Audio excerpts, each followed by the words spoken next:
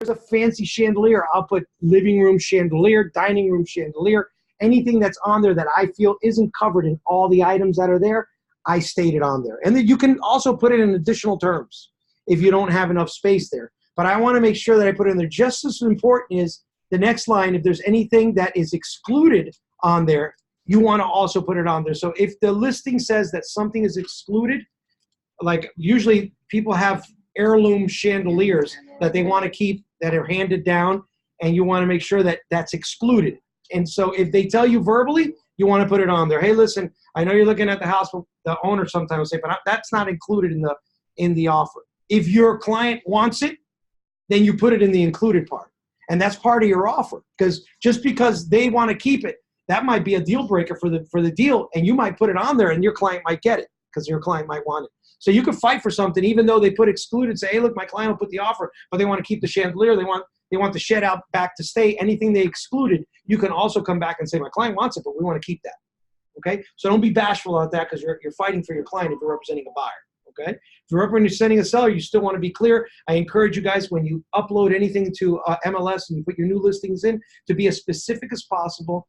And if there's anything to be excluded or included, that you put as much information in there, because MLS trumps. If there's a dispute, a legal dispute, they're going to go by what's on the MLS. Okay?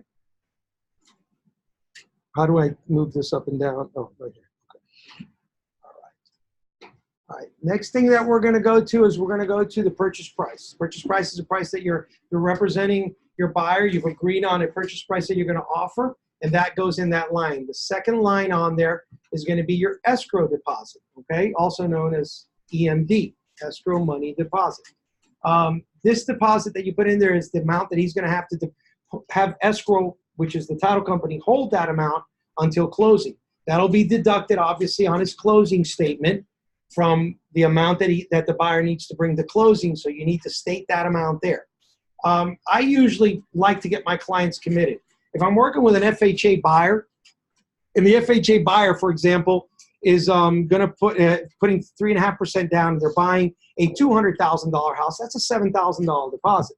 So I like them the offer to come in strong, and I put $5,000 on there, and I may take the other $2,500 and put it in 10 or 15 days when inspection is over. So all his down payment is already in escrow. Okay? That way the offer looks a little bit stronger, and on the seller side, they say, well, this guy's committed. He's putting all the money down. Because sometimes you get these offers with a $500 down payment and $1,000, EMD, and really, come on, you're putting more money down. Get some skin in the game. I at least like, when I'm on the seller side, for the other side to have skin in the game. Okay, and we'll talk about what happens with that deposit and the perils that come along with it, and I'll explain that all to you. On the next line where you see there where it says check one, I always leave it blank and leave it for 3 days. Okay, because me personally, I don't like the responsibility of having that check because I got 72 hours to get it to a bank, and I'm so busy I may forget it. You know what I mean? So I don't want to get jammed up with anything, because you have 72 hours. If someone gives you a check, you can't hang on to that check. It's got to get to the title company. You got to deposit in 72 hours, or you've committed a violation. Okay? So what I do, and you guys can choose to do whatever you want, I immediately, when I go into contract, I send them the title agent that's going to be on the next line, which it would be title on the mile. I'm sorry, New World Title in this case. You'd call New World right away. You tell them send wire instructions to my client, give them the address, and the client has the wire instructions. And now the responsibility is on the client to get that wire out. So they wire the money right away, because nowadays the check transfer, let's get the money wired out. Okay, they can send it from their bank online, or they can go to the bank and send a wire. And I can put the responsibility on the buyer to send that wire out.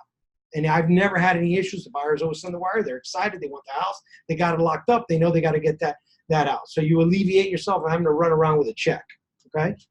But if you have no other choice, and it's an older person and they're intimidated by sending a wire and they want to give you a check, by no means don't turn it down. Get the check and just drive it over to the title company and deliver it as soon as possible. Okay. Before 3 days. On the next line, you're going to put the escrow agent name. Okay. Escrow agent name for you guys is going to be New World Title. Jen was just here.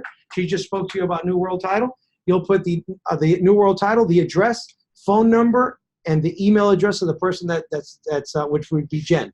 Jen's email address right on there. Okay. Additional deposit, we just spoke. You can leave that blank, it'll be 10 days, or you can put 15 days. It's up to you what you want. I usually, I put it with my inspection period. So if my inspection period is 15 days, I put 15 days for the escrow deposit because I want to get past inspection.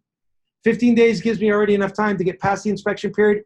And on top of that, it already lets me know an application for the loan should have been submitted already. And I've got a clear indication as to where we're going at this point. Okay? Because nothing is foolproof, even though you got a DU and everything. You'll learn that as you go along.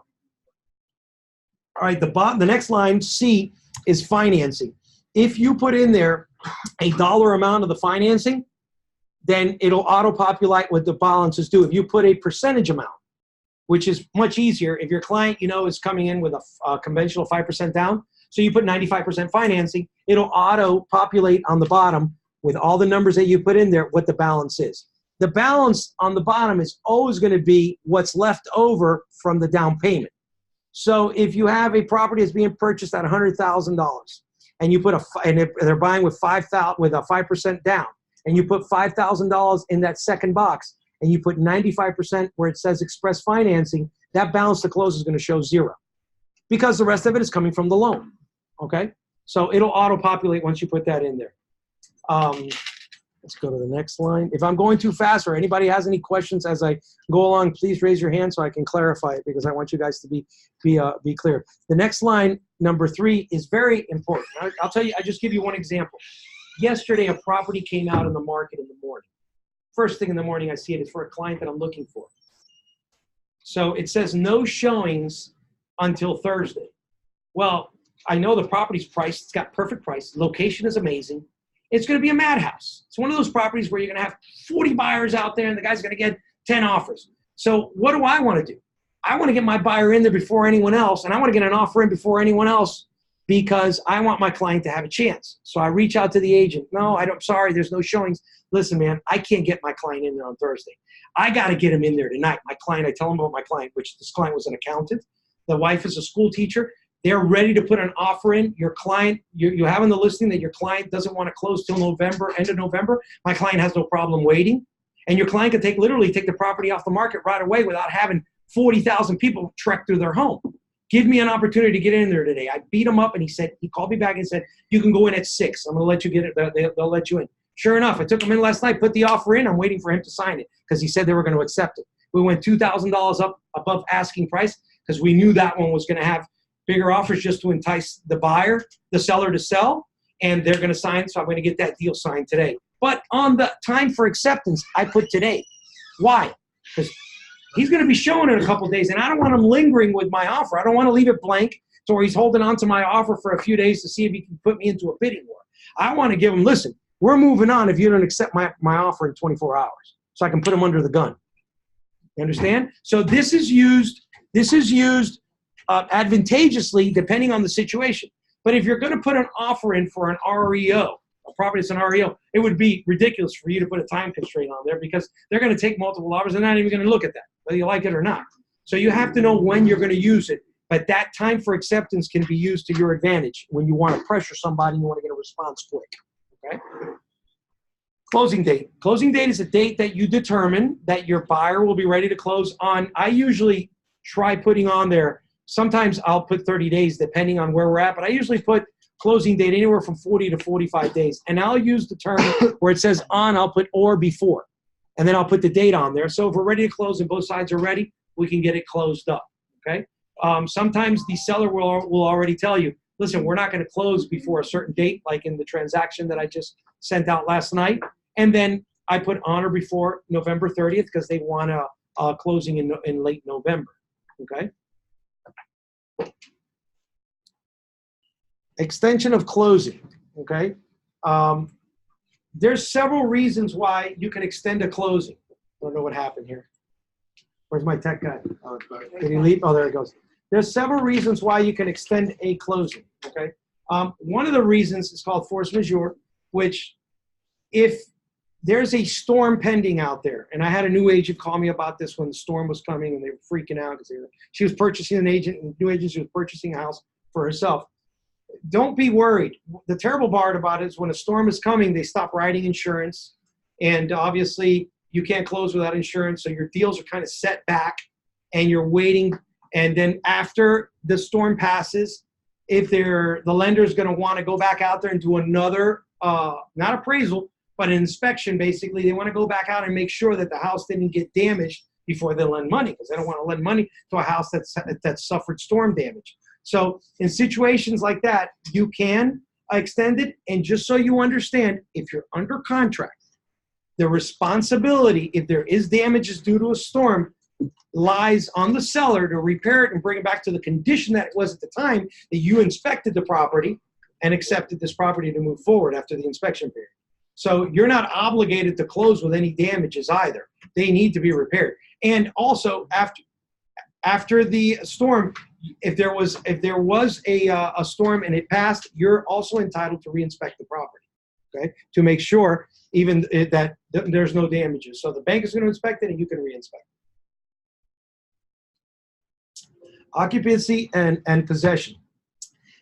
This is something that, me personally, I do not allow anyone to occupy or take possession of a property if I'm representing a seller until I absolutely know that my client has received the funds in their bank account, okay? There has been cases where people have taken possession at closing, they turn over the keys, wow, the celebration, the pictures and everything else, but there's no money. The money hasn't hit the account. What happens? Believe it or not, these files are QA'd even after closing. So lenders will QA a file, and if we got a lender here, he'll tell you, right? Yeah. They'll QA a file after closing, and there's been situations where they've QA'd a file and something's raised a red flag, and right at closing, or they reran credit, or something happened. I've seen the people go out to City Furniture and bought furniture the day before closing, and all of a sudden it shows up on their credit report and took the ratios over, and they're done. So the bank's not going to fund that loan. Now you got a guy you gave keys to. He's over there ripping out walls, knocking out a wall. You know what I mean? Because he wants an open floor plan, and he doesn't even own the home. So do not ever put yourself in a situation where you turn over keys until you have funding, okay? And, you know, there's situations where the title agent will tell you, I've already got the funds. It's just a matter of them wiring it out. I don't even trust that, because I don't know if the bank's going to call that loan. Right? And that can happen. They can call the loan and they stop the funding right there. It can't leave the account. You know what I mean? It's got to come back. So I wait till my clients receive this money in the account. He verifies it. I've got a wire confirmation it was sent out. He called and told me, yeah, tengo dinero. I got the money in my account. Boom, release keys. Okay? If a property is subject to lease, it is your obligation to disclose that, and it's the obligation of the seller to provide any leases to the new owner, to the potential buyer. So if you're going to a house and you know it's tenant occupied, and the tenant and the buyer is going to keep the tenant, you make sure that that's checked off and that you collect the documentation, which is the prior lease. Okay. You also have to do when there's a property that's leased and your buyer is going to keep the tenant, you got to do what's called a rent estoppel. The rent estoppel avoids any problems in the future for your buyer. I've seen people close without them. And it's absolute a mess, because let's say he closes today and the lease expires 3 months from now. And the tenant says, listen, I gave the guy a $4,000 security deposit, and you don't have anything in writing to show. Then you're on the hook for the $4,000 security deposit. So the rent estoppel protects you, because at closing, that tenant is going to sign that. He's got to get it signed before closing. It's going to disclose from the landlord and the tenant what rent was collected, how much is the rent, what deposits they have, whether they have a last month, that goes to the title company, and then that money that they had that were holding as a security deposit transfers over to the new buyer so that he can disperse it after the tenant leaves, or garnish it if there are repairs are needed or whatnot. Okay. Assignability. When I'm representing a seller and I get a contract that says may assign and thereby be released from further liability, I scratch that off right away and I put the next one. May assign but not be released for liability. I never let anybody who's in a contract off of any liability. Why have a contract then if you're not going to be liable? You're going to sign a contract and give it to someone else, and now you're not liable anymore. Why enter into a contract with you? There are situations where that second clause is important, because me as an investor, or I as an investor, proper English, if I'm sending out 10 offers for investment properties, I'm not going to have 10 corporations that I'm opening just for that. I put each of my properties in a corporation, right? So if I've got to protect myself from liability and lawsuits and everything else. So if I am going to buy a property, I put Rick Garcia, and then I put may assign but not be released from liability under this contract. So right before closing, I go into Sumbus, I open up a corporation, get a tax ID, and bam, I close. I assign this contract to that corporation, and I close under the corporation name. But I know that already I'm going to closing, so I'm not opening corporations for no reason at all. You follow me? I'm doing it just when I need to. So that's when that clause is used. But if you're using an end user and it's someone that's going to be living in the property, the last selection is what you're going to be used. May not assign this contract. All right, financing. This one's very important. Take note here. Obviously, the first box, the buyer's paying cash. Now, when you're paying cash, there's no financing contingency. Okay, that's a contingency is what you can't get out of a contract with. If your client doesn't qualify and he's denied the financing, he's declined, you can get out of it. That doesn't apply here. You make a huge, like something that is huge, especially. I'm going to make this huge. This is the most. I'll get to this. Here's what I do with the financing. I deal with sometimes with cash buyers, and you'll get a cash buyer, and he'll tell you, well, I'm paying cash, man, but you want to get him to offer a good amount, but he might be concerned about paying a little over because an appraisal is not a requirement on a cash transaction unless you add the appraisal contingency on there. There's another form that you can pull that says appraisal contingency, and you can offer cash based on appraisal. So that gives your cash buyer an opportunity to perform an appraisal. He has to pay for it. But if the appraisal comes back lower, he can either get out or we can renegotiate the contract. Okay? So I always encourage that, and that's something that's available to you that a lot of people don't realize, that just because you're paying cash doesn't mean you can't put an appraisal contingency on there. Okay? But there is no finance contingency. That's the only contingency you got. The next line is B. This one's very important because this one is going to indicate that the property is contingent on financing. When a property is contingent on financing, you have a commitment period. All right? A commitment period is something that you need to completely understand, because during that commitment period, if the loan is denied, if they decline the loan, you can cancel for whatever reason. So during that commitment period, that lender has to give you what's called a loan commitment. Now, just because they gave you a loan commitment, a lot of people think, well, I got a loan commitment, that's it. You can't get out of the contract. That's not true. A loan commitment has conditions, okay? Now, me, as an experienced agent, when I'm representing a seller, I ask for that loan commitment. I want to see it. I want to see what the conditions are. I want to make sure they're surmountable. By looking at this loan commitment, I can see whether it's surmountable with my experience. And you guys are going to gather that experience, because there's going to be stuff on there that's going to say, well, insurance, title. When you start seeing a whole lot of other things that they have, you're already at the end of the loan, they got a commitment, they haven't been able to verify many items on there, you might get a little bit concerned depending on what they are. But once you got the commitment, and correct me if I'm wrong because you're in finance, if one of those commitments on there is insurmountable, for example, the house, one of the requirements is insurance. Well, let's just say the house is uninsurable because it's got electrical problems, and when they discovered them on the 4-point, and then the wind mitigation, they discovered at the roof. And so there's things that need to be done to the house to make it insurable, and you can't get insurance. They can't make it close because you can't get insurance, but you have a commitment. The problem is when you don't get a commitment. If you don't provide a commitment and you don't cancel the contract or extend the commitment period, it becomes a cash transaction. Now you've blown your client's contingency to cancel this contract, and his deposit is in peril. And you don't ever want to be in that situation. So it is your responsibility as the agent to keep an eye on that commitment period. Me personally, I've got alarms set. Transaction broker helps you because it tells you when stuff is coming due. And if you know you're 5 days before a commitment period, you're speaking to that mortgage broker and you don't have a commitment yet, I'm putting an extension together to the commitment period.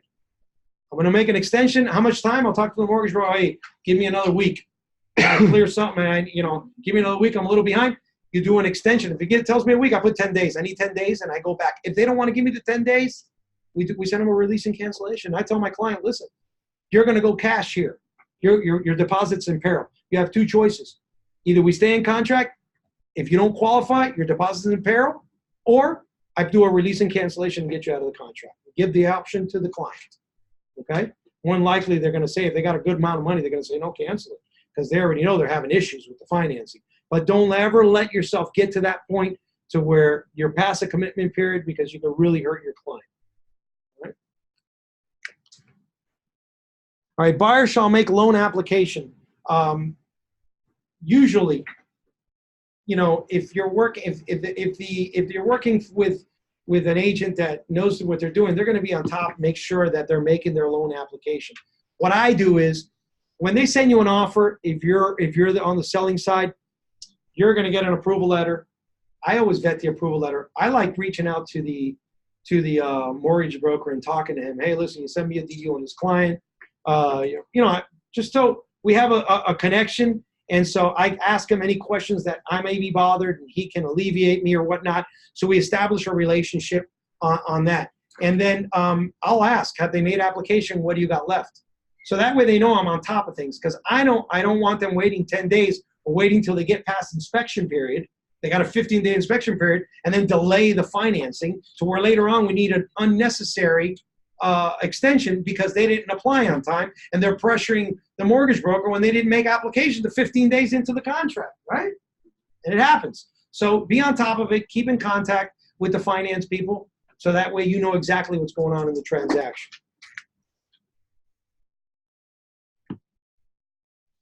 All right, I spoke about the delivery. I pretty much covered all that stuff now in what we spoke. So I'll move on to number 9. Closing costs, title, and survey. This paragraph pretty much tells you, you'll have clients that'll tell you, well, what do I have to pay as a seller? It's all right there. It tells you right there. So if you don't know it, this is basically, you got to pay documentary stamps, that both sides are going to pay that. Owner's policy, they have to have an owner's policy. If they're going, you know, with the title company, title search charges, they're going to pay for that. Municipal liens, it's all there.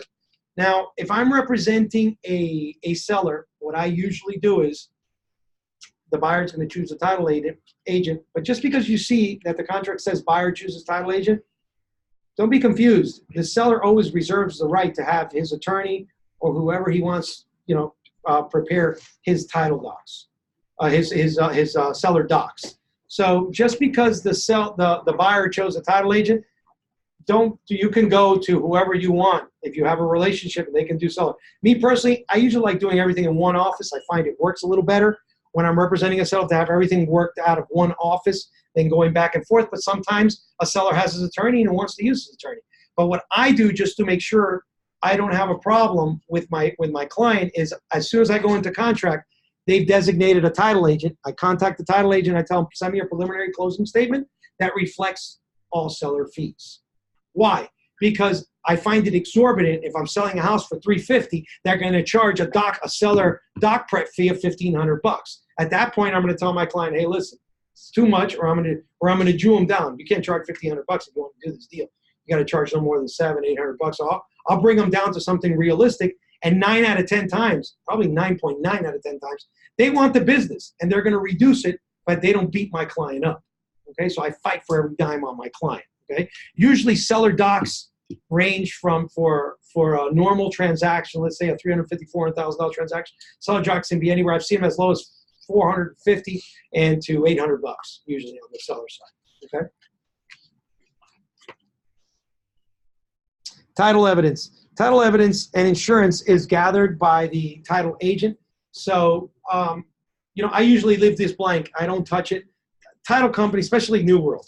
If you go with New World, you don't ever have to worry about anything in title being done. Those guys, those girls over there and the guys, they just, everything's like clockwork, and they're very efficient. They'll take care of all this. You won't have to worry about any of that. Okay. The next one is the provision that designates in Dade County. If you, I mean, and Broward as well, right? Yeah, Broward. When we start getting into the other counties, it starts changing, because in Palm Beach it changes. But in Dade and Broward, if the seller designates the closing agent, usually unless stated otherwise, they're going to pay for the lender's title policy.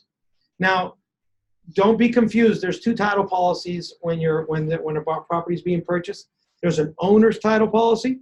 They'll still have to pay for the owner's title policy, which is what it is, the owner's title policy. And then there's a lender's title policy. The lender's title policy is basically protecting the loan. The owner's title policy is protecting the owner.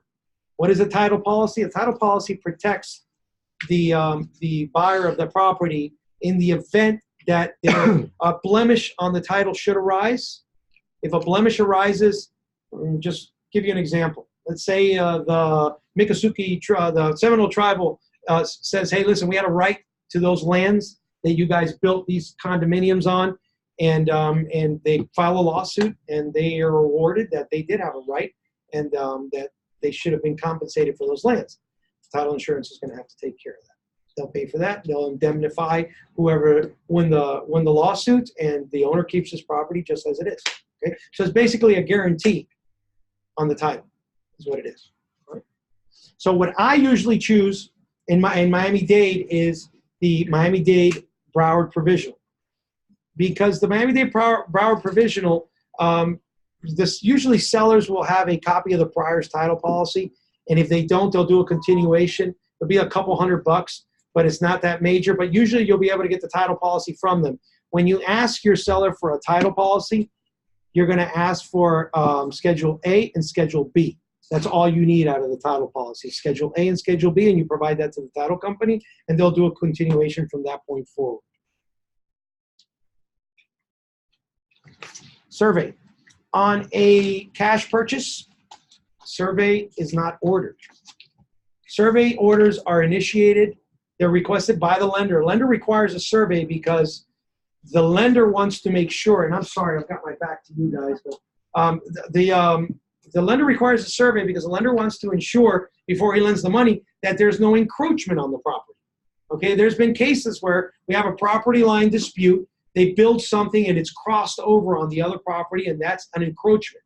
That could be a problem for the lender because if there's a piece of the other owner's property encroaching the other property at the time of sale, there could be a dispute, and that could cause a problem. The lender would have a problem with lending at that point. So they're always going to order a survey. The survey also serves for the buyer as a document that he'll have in case he wants to put up a fence and he knows what his boundaries are on his line boundaries, so he can put up a fence and request a permit with that survey to put the fence up.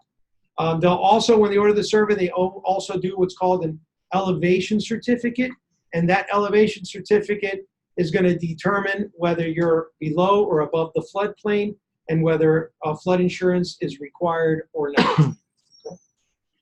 Home warranty. Usually used homes don't have a warranty. However, sometimes sellers will have back in the day, everyone had a home warranty from Sears. I don't see those too often anymore. But some people do still have home warranty plans. And if they do, then you can disclose that they have it and what the cost is in transferring it. But when I'm preparing an offer, if they don't disclose it on the MLS, I'll usually put NA because there's not applicable. There is none. But sometimes you'll see on the MLS that a home warranty plan is available. And in that case, then you'll put it on there. Special assessments. This is a good one, and I'm going to talk about special assessment. There's this thing called, and I had this happen to me just recently. There's this program called Y Green. Some of you may have heard of it already. Y Green is a program that the contractor will come out. They'll literally lend you what you need to replace an air conditioner, replace the roof, replace the windows, impact windows, doors. Unfortunately, the program for something that would cost, let's say, $10,000, you end up paying $20,000 to the program plus a 7.5% interest rate. But a lot of homeowners go with it because they feel they don't have to pay for it out of their pocket right now because it's going to come out of their taxes. So they add that and they finance it over 15, 20 years into your tax bill. So when you look at your tax bill, it's going to be a part that's going to be on the non-ad valorem because it's not adding value to the house. So they're putting on the debt is on a non-ad valorem, but it shows up as an assessment on there. It'll show up as an assessment, and you're paying it every year through your taxes. So your tax bill goes up, and you pay more through your taxes, and they finance it through there, but you don't have to take any money out of your pocket. A lot of homeowners find that really advantageous until they're going to sell, because most of the time, they don't tell them. Most of the time they tell them, oh, it's on your taxes. It's true, it is on your taxes. But automatically the homeowner assumes, well, when I sell the house, the person keeps the taxes. It's a lien. Although it shows up as an assessment, it's a lien on the property. So it needs to be satisfied at closing. So I was in a transaction where we were selling a house at market value. They didn't disclose that there was any wide green or anything else. They didn't disclose any of that. They had put impact windows, new AC, everything else. They had mounted over $30,000 dollars. We got to closing. The owner was going to walk out of that house with about $40,000 after everything, without that lien, because he thought that was running with the property. It was a cash transaction. See, the attorney calls me, representing the seller, and tells me, "Hey, listen, that's an assessment." I says, "Absolutely not. It's a lien." Says, no, it comes up an assessment, so it runs with the assessments. I went back arguing back and forth. I says, listen, you got $5,000 in escrow. My client's not going to close this transaction, and we'll take this to court because we're not closing because it is recorded as a lien on the property. I don't care if it comes up as an assessment. It's still a lien, and I've done these with financing before, and it hadn't been a problem. Because when you're going through financing, the lender's going to give conditions. And one of the conditions is you got to satisfy this lien, and you got to satisfy that lien, and you got to satisfy that lien. So it's a condition already in order for them to sell. So they can't dispute it there because it's coming up as a condition. But this attorney tried pulling a fast one on me because it appears as an assessment. I clearly told him, listen, what you're saying doesn't make sense. The appraisal came in at contract price. You're asking my client to pay $30-some thousand more than the property's worth, because you're saying this is an assessment. It won't close. In the end, he was pushing. He couldn't get past me, and they agreed to close, and the seller was disappointed because he walked out with a lot less than what he was supposed to walk out with. But he wasn't going to sell the house. The seller quickly realized, I got to sell my house for more than it's worth, and it's not going to happen. So if I want to sell it, I got to get out now. So when you get to when you get to this section here, understand that Y green is a lien. But if you're dealing with a cash transaction, I would suggest that you, on the bottom, on additional terms, you disclose, put some verbiage on there that says any assessment, subordinate financing for improvements, examples Y green, will be settled as a lien at closing. So that way, if you get one of these attorneys that tries to be slick again, it's already on the contract, which is what I'm doing if I got a cash transaction. If it's finance, I don't care, because the lender's going to send it as a requirement that it needs to be settled. And if it ain't settled, it ain't closed. Okay? Everybody understand? Can I ask you something? Yeah. That white green, would it be under the title search when they do title on the property? It'll come up as a lien. As a lien. Yeah, but on the tax record, it shows as an assessment. All right. Also, very important here, and this happened on one of my transactions. The taxes on the property were $9,000 a year. My client was being qualified. They had just done the Y green, so the new tax bill was just coming out, but we were going on the old tax bill, and it was around October, and then the new tax bill came out before we closed, so the taxes went up. So they had to redo the numbers to make sure that they were collecting enough, and it threw his ratios off. So they were going to decline the loan. Well, I had to make the distinction to the lender that the taxes were going to go down because that was a lien and that was non-ad valorem. And as a result, he couldn't count the non-ad valorem. He only had to go with the actual taxes because that was settled as a lien. And they accepted it, and they brought the tax back down, and we brought for prepaids, and we were able to close. So keep that in mind, because that can destroy a deal for you in a heartbeat. Okay? If you ever run into that, you don't remember, call me, because I remember vividly. I lived it. All right, disclosures.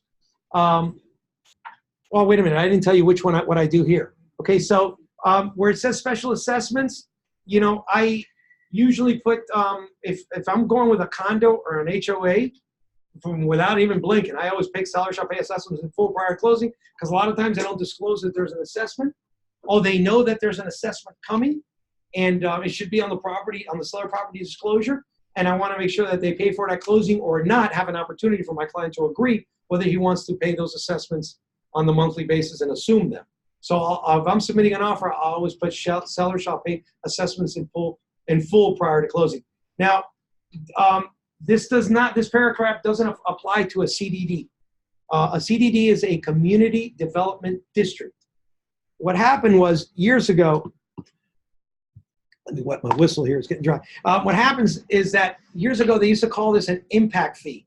You went into a developer to buy a property, and the developer has certain expenses that he takes on, which are road dedications and land dedications. He's got to build up the infrastructure for the streets, drainage and everything else, and then he turns it over to the city, and the city collects taxes and maintains it. But initially, it's built into the developer's cost when he's making his development. Well, they would pass an impact fee at closing. That impact fee, I've seen them as high as $25,000 at closing, 5, 10, 15, 10, 25, depending on the development. And then the buyer would pay that at closing. Well, that was before the market in 08 dumped, and they would allow that even financeable. So they were going over the LTV. They would throw that into the financing. And it caused a problem because obviously we know what happened in 2008 where everything went to hell. What happened was that when they restructured, they said, well, how are we going to do this? They said, well, let's create community development districts. So what they did was, you still got to pay for that, but they finance it now over 30 years. So if the impact fee for that particular home that you were buying pre-construction from the developer is $15,000, that's divided over 30 years, and you pay for it on a CDD through your taxes, another non-ad valorem, okay? But that is an assessment. You can't get off of that one. That one runs with the property. However, you do have to disclose. There is a CDD disclosure whenever you're selling a property that has a community development district. It is a community development district, and they're still paying for it. You want to disclose it. How much time is left on it? Very simple. The house effective year built was 2010. And we're in 2009, there's 21 years left. So you know your buyer's got 21 years of that CDD payment. If you go into the property taxes and you pull it, you'll be able to see what portion of that is a CDD, and you'll be able to disclose it to your client. That's all available online through the property appraiser's office. Okay. All right. So when I'm doing just a single family home and there's no association, I don't even check that off because it doesn't apply. There's no assessments to worry about, okay? And usually if it's an HOA, I'm sure you guys probably know, you may not know, or you may know the distinction between a condo and an association. Condos are a little more restrictive than HOAs, and usually HOAs have lot and blocks. People own the land, they own the roof and everything else. Some of them no, but a lot of them do. And if that's the case, they're responsible for all their repairs anyways, so they usually don't pass assessments. But if in doubt, check the second box, okay? Rate on gas. This is not something that we really see here. It's naturally occurring, but usually you see this, and there are places up north that do have basements in Florida. Very few, but down here in South Florida, you'd be hard to find. There are some houses in North Miami Beach and Ives Dairy Road that were built pre-war, and they got a little bit of a basement, but usually that's underground. And you won't see it on houses. That's why in the inspection reports that we get here, you never see them checking for rate on gas because that's underground, okay? Permit disclosures. This is one that can unravel a deal very quickly. A lot of times, these sellers don't even know they have an open permit. I've seen sellers sell a property and they don't know they got an open permit from, I just had one the other day, it was an open permit from Andrew. If you get any of those from Andrew, by the way, they're easy to close. I have a situation right now where they have fence and they got open permits? You got to close them. Here's what I do with open permits. If the seller doesn't want to deal with it, I got an expediter. Okay? Her name is Evelyn Prieto. I put it together with the expediter. The expediter goes down to the city, find out what's this, what's that, double permit fee. She gets the whole plan of action, goes to the homeowner and says, this is what we got to do. Files all the paperwork for him and does it for him. She's really inexpensive, but you get it done. For example, I just did one the other day where she opened a close a permit and did everything, all the paperwork. She charged $250, and the guy paid a double permit fee, $140, so it was all for like under $400. Everything was done. Yeah, and she's really quick. She knows everybody in there because she's in there every single day. So that all the workers know her in there. So obviously she gets preferential treatment. She gets it done quick.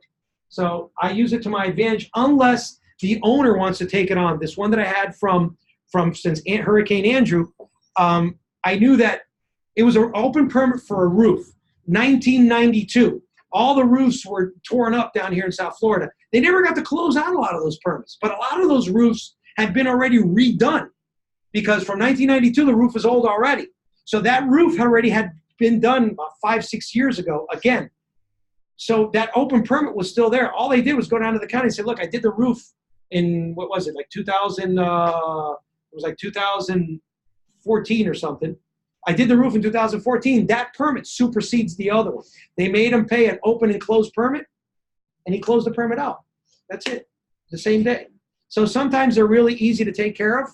But what I do on mine, on my contracts, on the additional terms, I'll usually add some verbiage, additional verbiage that seller will close out any open permits, violations, or property violations prior to closing.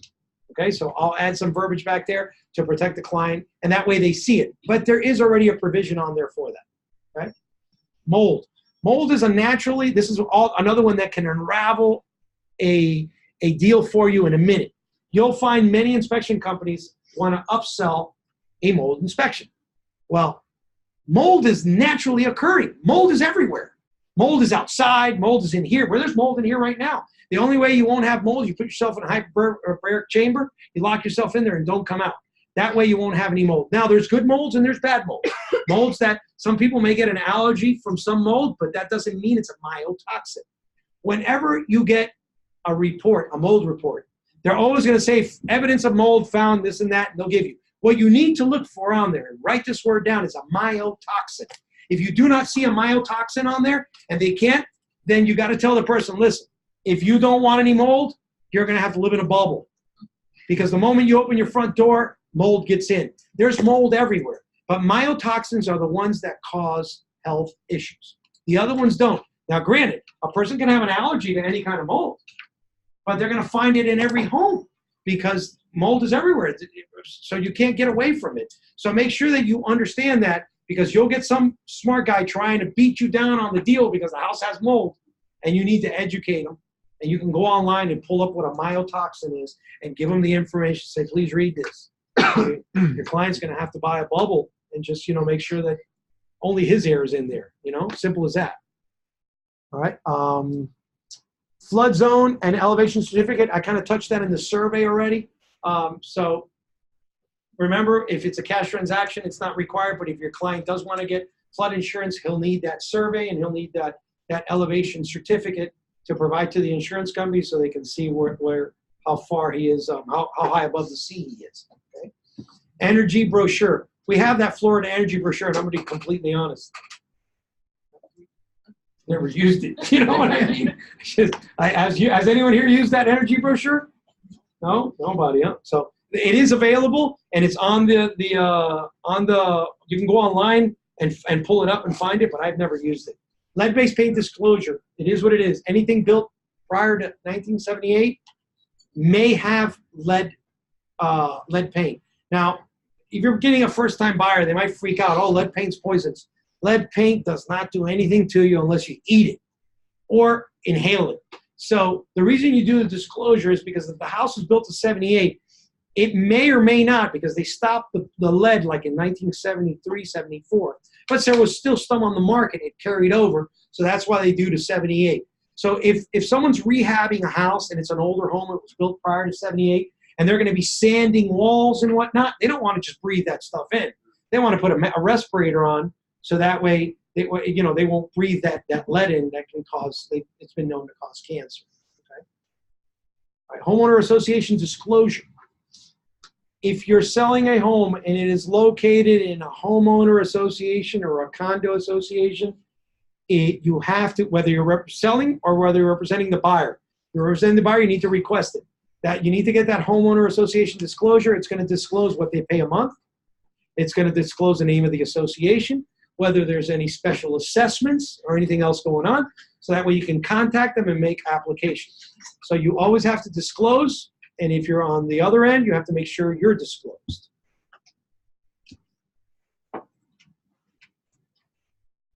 Property tax disclosure summary. A lot of buyers get confused with this because, we in this industry, we get an approval from a lender, and the approval has the guy qualified for a mortgage payment of principal and interest of $1,500. Taxes were calculated at $250 a month. Insurance was calculated at $200 a month, and his ratios are at 45, right? You got to be very careful, because if you find a house where the taxes are $350 a month, that takes his ratios over, and he's not going to qualify for this mortgage. So we look for properties that fit in that criteria, where we can get this guy into a house, get these buyers into a house. Well, what happens? We get them into the house because we find the house that has the low taxes. Everyone understands the way they do property taxes, right? If it's a homesteaded property, you're capped at 3% a year. So if I bought a house 25 years ago and I've had homestead, my taxes were $800 25 years ago, my taxes now might be $1,400 because I was capped every year while the property values went up. They couldn't raise my taxes more than 3% every year. So I still got a very low taxes, but the real tax bill on that property might be $65,000, $7,000 in today's market when it gets reassessed. So you just sold this guy this property, he qualified, he got his new tax bill, and his taxes went up and his escrows went up, and now he can't afford the mortgage payment. Okay? And that's not good for business. It's not good at all, because it's misleading, and you're not gonna get a referral out of it. So we want to be as open and as upfront to our clients. If I've got a property that has those low taxes, I'm going to disclose to the client, listen, the property will be reassessed. This year, your tax bill, for example, if they're closing this year and I've got them under contract, they're going to keep the homestead from the other buyer. So this year's taxes, they're going to get a credit at closing for the months that the seller had it, and he's going to have to pay the tax in November. They're going to be reduced, but he's going to be reassessed next year. He's going to have his homestead. It'll give him $50,000 off of the value for the tax credit, but his taxes are still going to go up. So there's a tax estimator that they can go into with the county to more or less figure out what the taxes are. Rule of thumb has always been about 2%, and we still pretty much use that rule of thumb of 2%. But you want to let them know that, look, the tax bill will go up, and so that they're prepared for that. And they're selling a home. You can also have them contact the property appraiser's office, and they'll tell them what the portability will be. Because you can literally, if I'm at my house and I've been at my house for 20 years, my taxes are low, I pull a portion of my portability from the value of that house to the new house, and I pay a reduced tax bill, plus my homestead exemption. So there are things that may keep it at bay, but it's always going to go up some, and you don't want them to be surprised. I mean, to go back to your point, if you see the DU or that the lender is kind of approving the loan with like a $900 tax, and you've already done your due diligence and you know that there's homestead on there, senior exemption, tell the lender if he's positive that if that's going to go through the processor and the underwriter, because it's like you said, like they might even get the house till next year. Like the loan might not approve because the lender's doing everything like a $900, but once it gets to underwriting processing, they're going to do the tax estimator. Like I have one now. That the realtor thinks it's $900, but I'm telling her like I have to go by the tax estimator now. Now the trim notice is like a $4,000. That changes all the ratios. So if the lender hasn't caught it, call them out on it. Just be like, listen, this has homes. You got to be on top of it, because if not, you're wasting your time. You're burning fuel, and you can't sell a house. Yeah. So you need to understand what's going on here, so that way you can get to that. Property maintenance. Oh, I'm sorry. Let's go to FIRPTA, tax withholding. FIRPTA. If you have a foreign investor, okay, and he's selling a house, the foreign investor, he is going to need a TIN number. Obviously, they're going to have an identification number, and they're going to withhold at closing 15% of the proceeds from that seller to make sure that he doesn't owe the government any taxes, because he's not a U.S. citizen or a resident.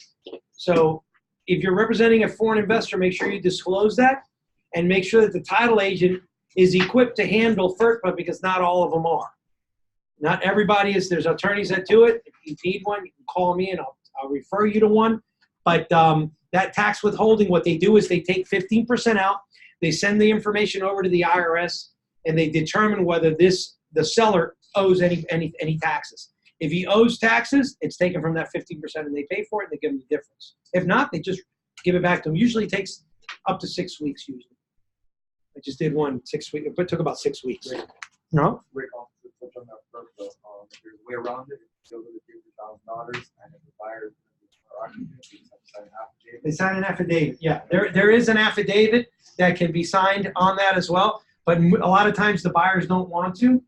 You know why, right? Yeah, I always convince my buyers to do it. I know that, but you know a lot of times why the buyer won't sign it?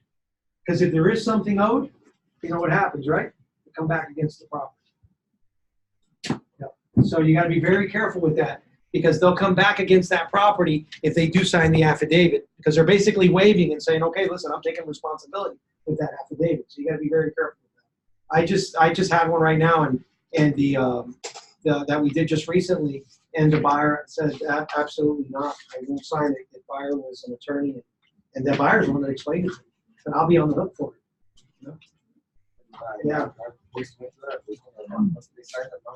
No, I've done them too where they've signed it too, but I didn't know that the buyer came back to me. But either way, yeah, if you can get them to sign the affidavit, there's no liability for you if you've disclosed and you've got it. So you guys have no liabilities. If they'll sign it, then it's not a problem for you. Property inspections and right to cancel. This is the beautiful part about this contract. This contract has a provision in it that will give your clients the ability to cancel this contract in the inspection period under their sole discretion. That means that they can cancel because they woke up in the morning and decided they didn't like the color on the house. For any reason whatsoever, they can cancel, okay? It's a complete protection. However, that protection only lasts the amount of days that you have written in there. So if you have a 7-day, 10-day, 15-day, on the 16th day, it's no longer valid. So make sure that you carry out any inspections and your buyer makes the decision of whether they're going to proceed, because after that, the only other contingency we have left is financing, right? You don't need an inspection report. Nope, you do not. Sole discretion. Sole discretion means I had one agent challenge me on that. No, you have to give me an inspection report and give me a reason why. Absolutely not.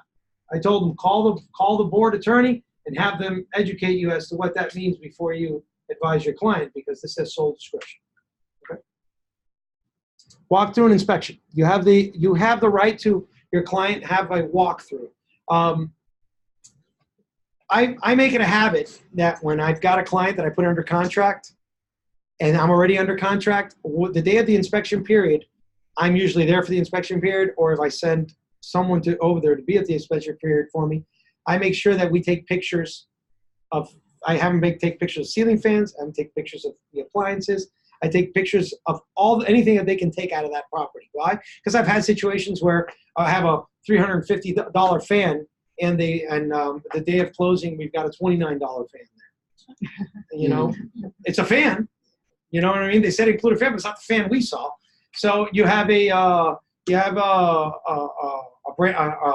brand new microwave, and you got an older microwave, refrigerator, or anything that's missing from the house. I've been in situations where that's happened, and I point it out right there, and I tell them, hey, you got to give a credit at closing. Call the title company, hey, listen, give a credit at closing, and they got to give a credit for the buyer for whatever they took. Okay? Or they take it from your pocket, huh?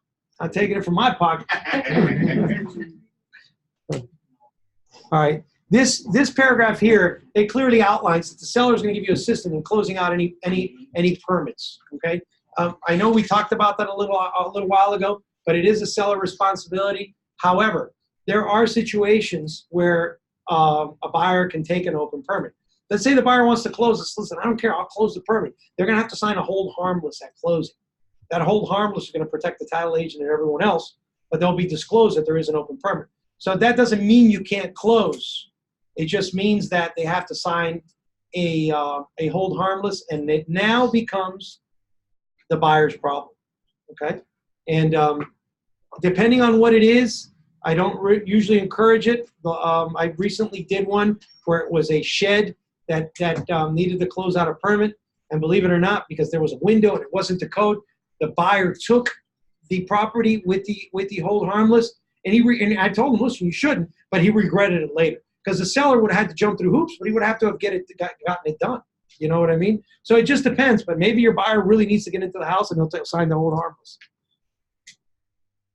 Assignment and repair and treatment of contracts and warranties. These are assignments that if your buyer has any type of contract for, let's say, termites or anything else that they do for the property, that's transferable, they can assign it to the new buyer.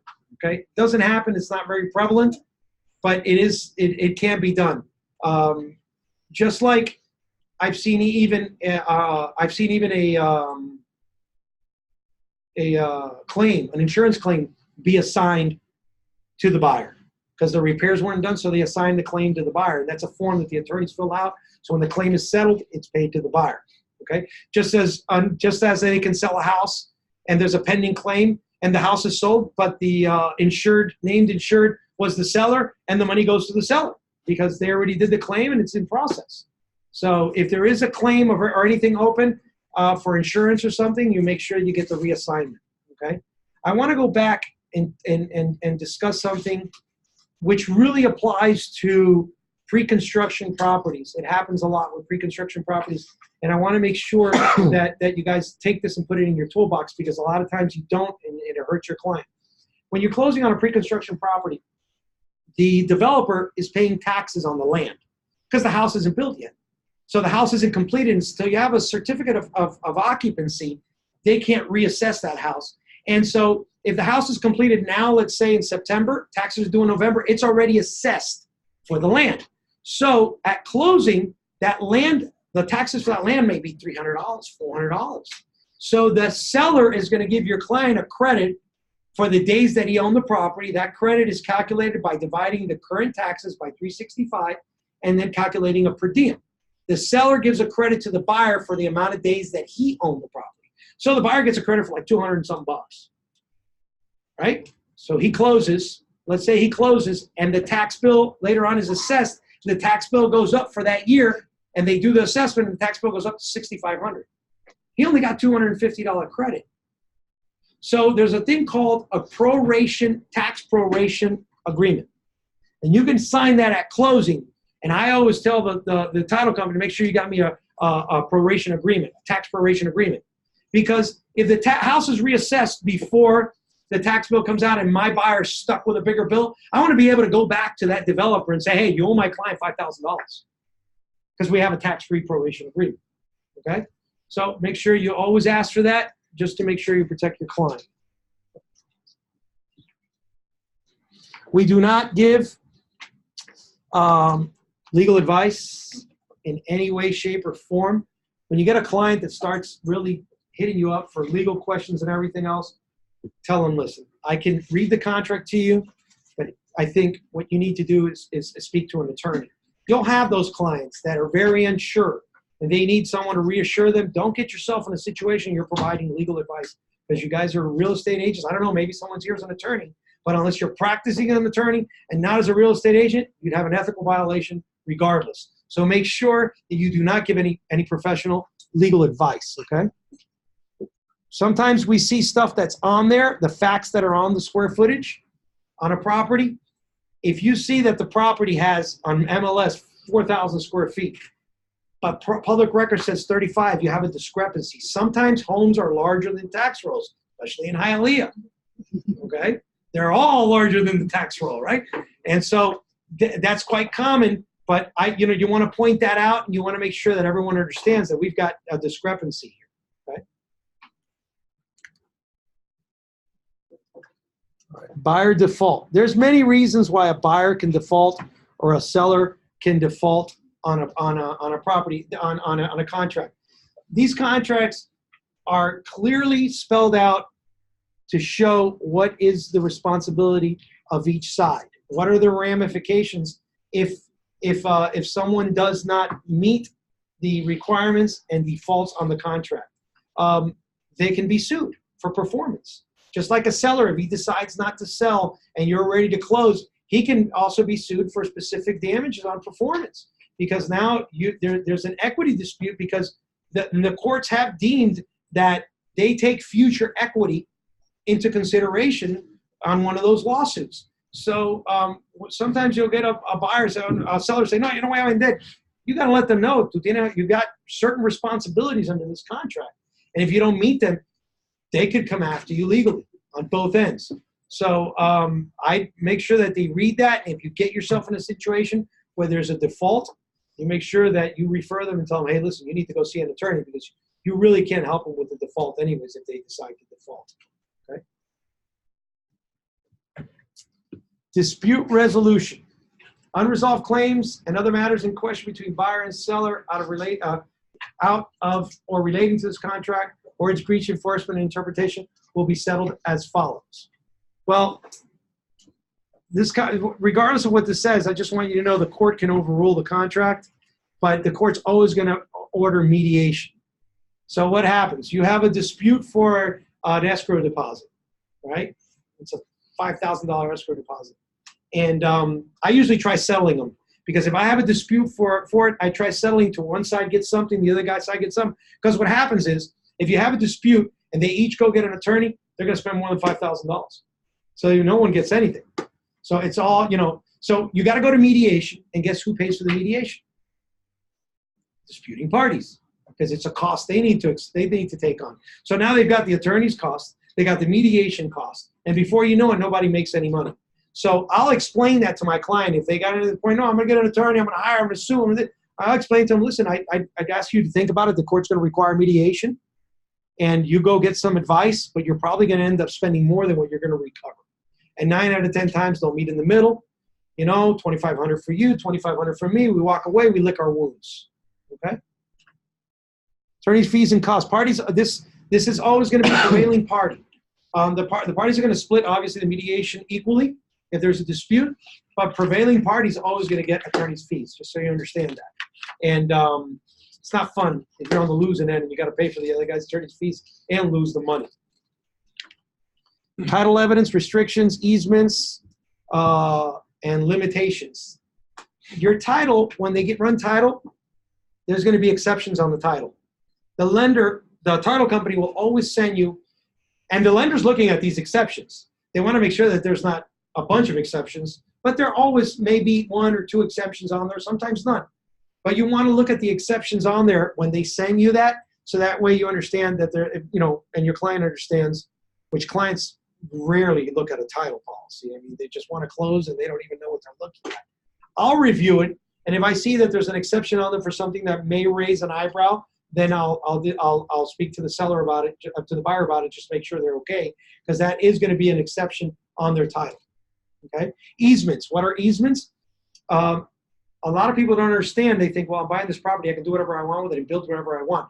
Most of the properties out here have certain easements. Easements can be for power, for water. They're where an easement is where a utility company can come in to your property because there's certain infrastructure stuff that's running through your property. So those are called easements, okay? And they usually can't put anything permanent on top of an easement, but they do allow you to put pavers because they're removable. But you're really not supposed to pour concrete over an easement because it's got to be available if they come. And if they do, you do pour it, and they come and they dig it up, the power company or whatever, you can't get paid for it or reimbursed because it was disclosed that there was an easement. Where is an easement shown? It's usually on your survey. So if the guy doesn't get a survey, he probably won't have an easement. But a lot of the times the easements are recorded already with the property. Okay, so the lender will know about it, but the owner may not even know that what easements he has on his property if he doesn't get a survey. Title examination, 5 days. They'll usually give you the commitment, the title commitment, 5 days prior to closing at least, so that you guys can review it. And you guys will probably won't review many of those because the title company, if something comes up that raises an eyebrow or has a problem with the lender, they'll deal with it or they'll let you know right away. Okay. Survey, I talked to you guys. I got ahead of myself and told you about survey. Does anyone have any questions on survey? Ingress and egress. Right now, I've got a property out off of Chrome. It's 10 acres. It's subdivided into 5 acres parcels. The acres are set up, one in the front, one in the back. So the property in the front has a house on it, and in order for the back property to have access, if they're going to sell it, they're going to have to give egress through their property. So that egress, you can't ever block anybody from entering their property. So there always has to be ingress and egress. They have to have a way in and a way out of their property. Why is this important? There's people years ago, they were, you can buy tax deeds over the counter from the county, And the county will sell you property that no one wants to pay tax on. And sometimes this guy there was a lawsuit, it was probably 20-some years ago. There was a lawsuit where a guy bought a property in front of a car dealer that was basically, it was a small property that was in front of a car dealer, probably 2,000 square feet. And, but the car dealer's entrance was through that property.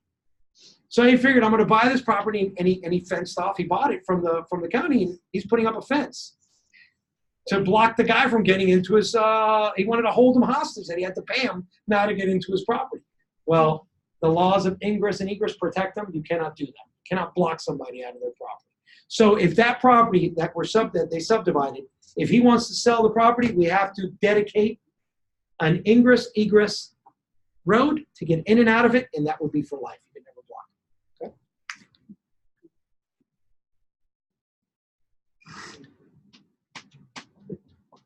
All right, the lease information, I disclosed that to you earlier as well, and it says it here, what I was telling you, that the seller needs to disclose prior to closing and furnish any estoppel letters from tenants specifying the nature, duration, and occupancy, rental rates, advance rents, security deposits paid. Everything has to be disclosed, just like I told you earlier. Liens. You're going to always have a lien search on the property. And there's always going to be a lien search done when you're purchasing a property, so the title company will cover that. But what happens? And I'll usually tell the title company to make sure they sign a document at closing that they have not incurred any other liens or taken out any permits or anything after the lien search was done, because the lien search could have been done. You close on the 30th, and lien search was done on the 15th. You got 15 days in between. What if something happened in between those 15 days that you don't know about? So I usually make sure that the title company, they usually do sign a form that says that there's no other violations or liens or no permits were applied for in that interim. Okay. Force majeure, we discussed earlier, which is your obligation to close. Some of this stuff is redundant, but they go over it again. Force majeure is something that prevents you from closing. It could be something as simple as there's a named storm, and as soon as there's a named storm, the insurance stopped writing, so you can't close. The storm never hit here because it veered off, but they can't force you to close because you don't have the insurance, and that is a condition to close. So anything that forces you that you can't close, they have to accept, especially natural disasters. And what are the terms there?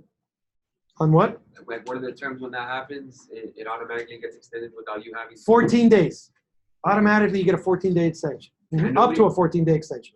Yeah. Conveyance. When conveyance is when you transfer title from one to the other. That's the conveyance. And the seller is obligated to have on here the provision marketable title. Okay. So either a statutory deed or warranty deed, but it has to be a marketable title. What is considered a marketable title? A marketable title is the title that's insurable. What is not a marketable title? If right now I take property by way of quit claim deed from you, that's not marketable title for me to get insurance. I can quit claim it to someone else, but in order for me to get insurance, let's, for example, if I buy a tax deed from the courthouse, I buy it and I get the deed from the courthouse. I still have to do a quiet title, and I can't get title insurance. So it's really not marketable until I get the title insurance. I can convey it to someone else by way of quit claim, but to have it marketable and make it warranty statutory, I have to do a quiet title on the property. Does everyone know what a quiet title is? Quiet title is an action that you put in the court that pretty much puts anyone that may have an interest in the property on notice that they need to come forward at this time or they're barred forever. Okay, so everyone receives notice. If they're barred forever, no one comes forward saying they have a claim on the property. You get your warranty deed, and now it's marketable and insurable, and you can get title insurance on the property.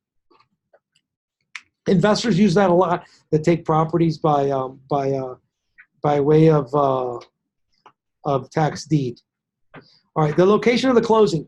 Just so you know, the location of the closing is always in the county. You can close, for example, I do a lot of business in Broward, but I close in Dade because we're so close to each other, the proximity. But usually, if someone gives you a title company and you're doing a transaction here in Dade County, and they got a title company in West Palm Beach, Lake Worth. You're not obligated to drive down there. They got to send somebody down here because by contract they're obligated to close in the county that the property is in.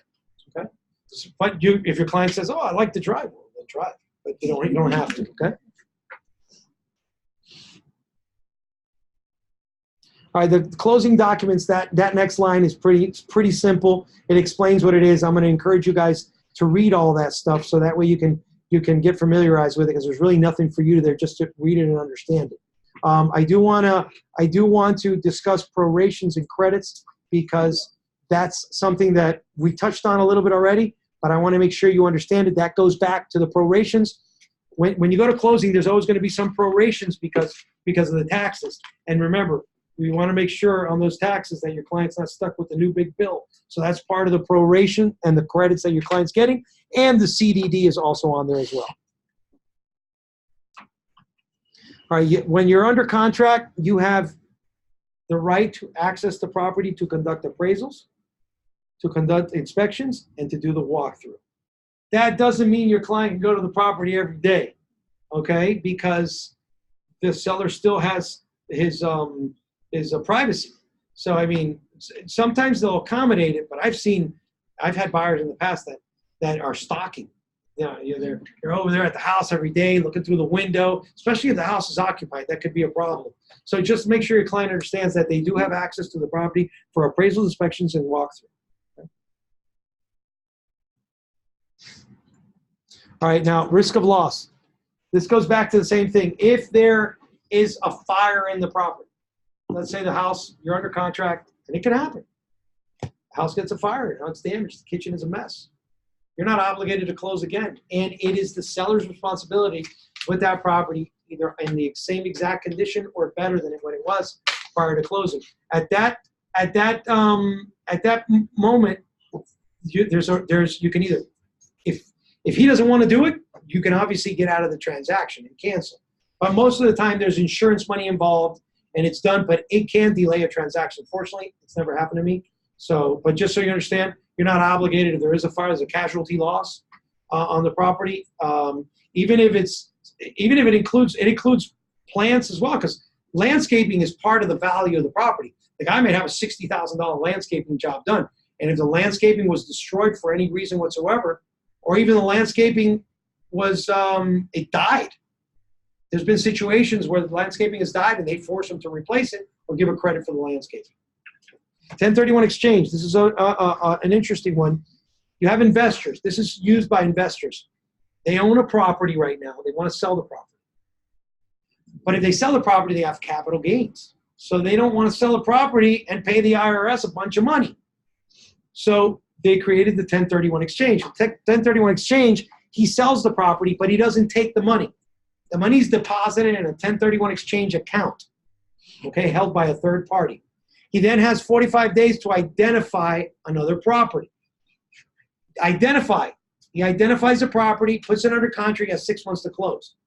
If he carries out the transaction under the 1031 exchange guidelines, there's no tax ramification. He takes this money from here, puts it into another property. It could be greater, could be bigger, could be more expensive, but all the money that he got out of here needs to go into the next property. He owes the IRS nothing. So it's used by investors. Cannot be small. Huh? Maybe explain it cannot be small. Oh, it cannot be smaller. No, it has to be bigger. Yeah, he has to be increasing it. And it could be moved. It could be multiple properties, yeah. So if the person, let's say, gets like $100,000 and he wants to put out of his house, sells his house, he makes. No, his house it would be exempt. Homestead properties are exempted for one person on title alone, $250,000, and a couple, $500,000. So if you have your homestead property and you've profited from it $500,000, and you decide I'm going to let the 2 years go by and not reinvest it into another homestead, then you're a couple and you didn't make more than $500,000 on the property, there's no tax ramification. And maybe a partial. I'm sorry? Partial also, right? On what? On the 1031. Oh yeah, there could be a partial as well. Yeah. That's a question that comes up. Yeah, and I'm not a 1031 exchange expert. I've literally only done 3 in all my years of doing this, and I've got one that I'm working right now. Usually, I use Enterprise Strauss, the attorney out there, and he pretty much handles everything for me for the 1031 exchanges. Contract not recordable, persons bound, notice, delivery, copies, contracts, execution. All right, so just to understand, this contract is not recorded in public records. Okay, the deed will be recorded, the note will be recorded, but the contract is not a recordable instrument. So you won't be worried about this being in public record.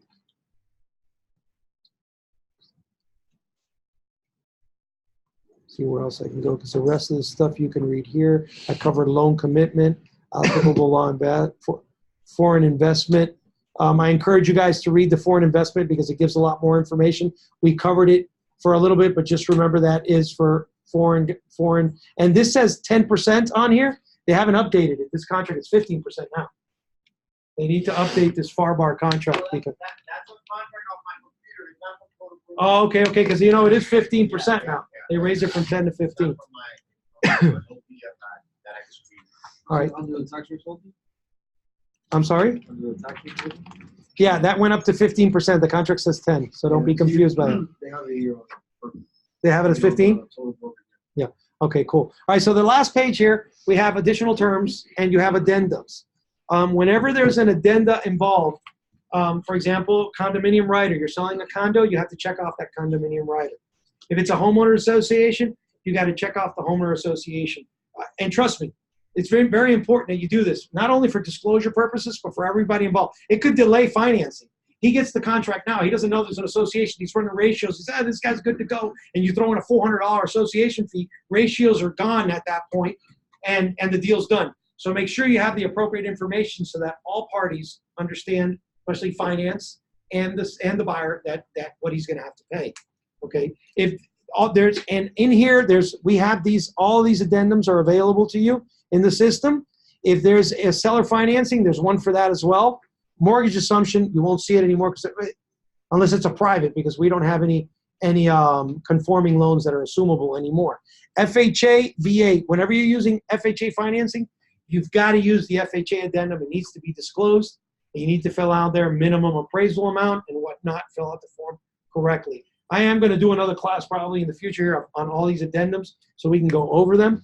Appraisal contingencies, the form that I told you guys earlier that I use whenever I've got a cash buyer. The finance deals, it's implied already into the contract that it's contingent upon financing and why. Although you can use it just to show force.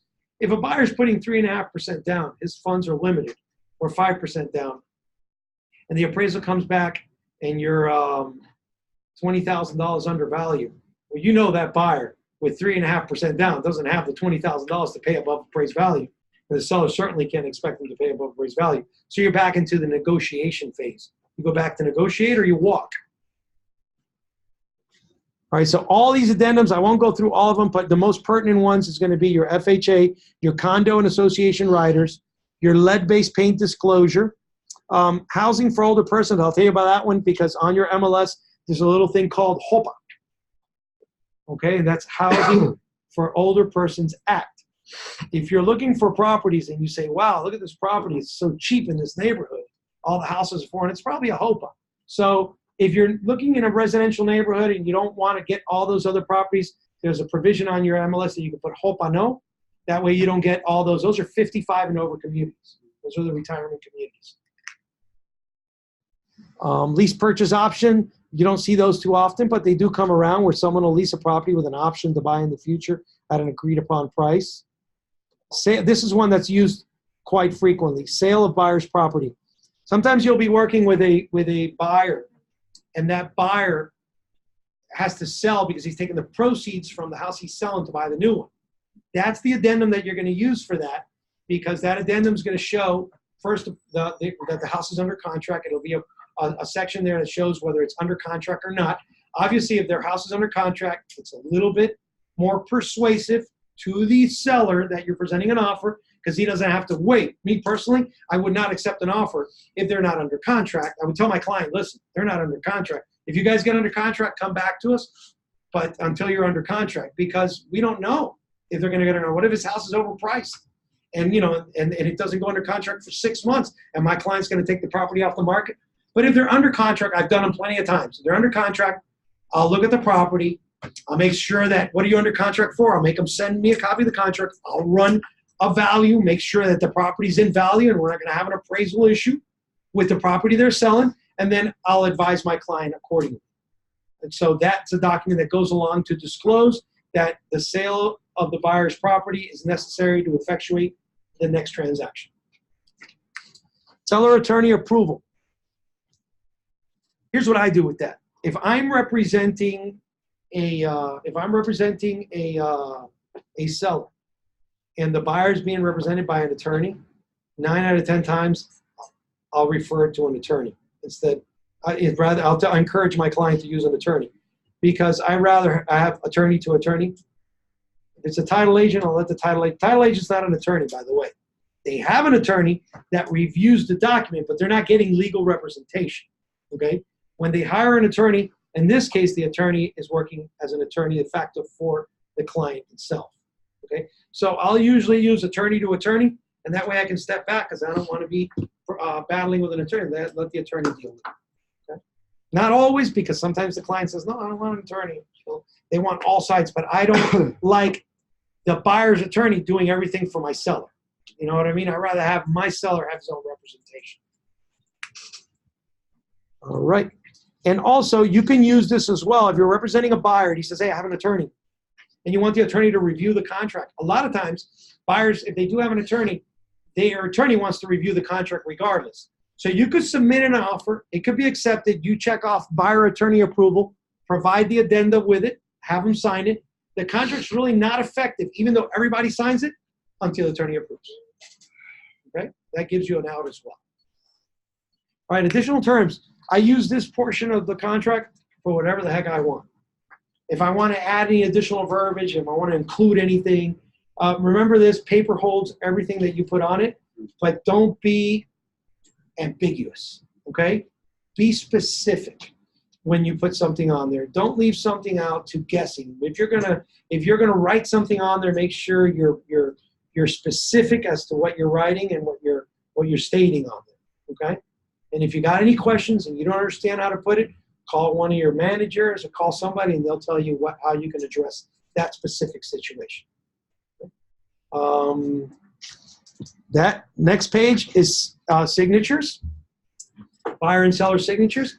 The contract is effective once the last person signs. In a situations where you have a counter offer and you're going back and forth, it could be an initial.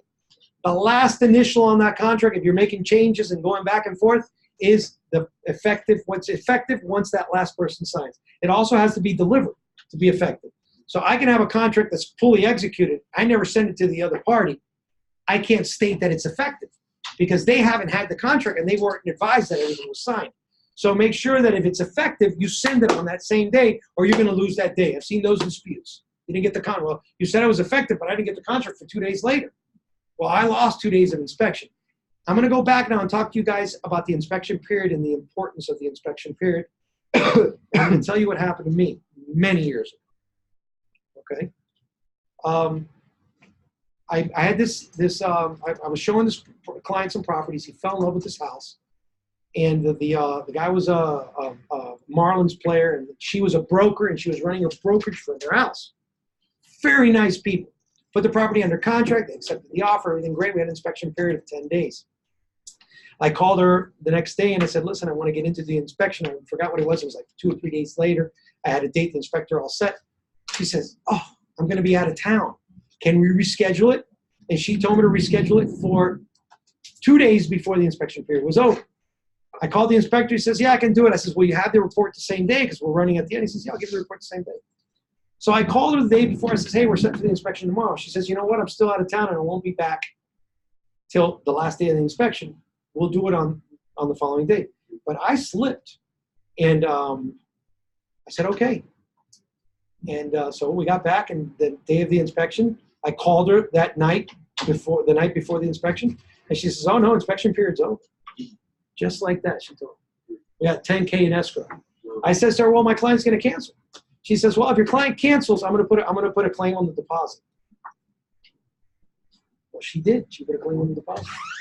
The guy was buying a house. The house at the time was a very expensive house at the time, which now that house probably $750, $800, but at the time was a $500,000 purchase.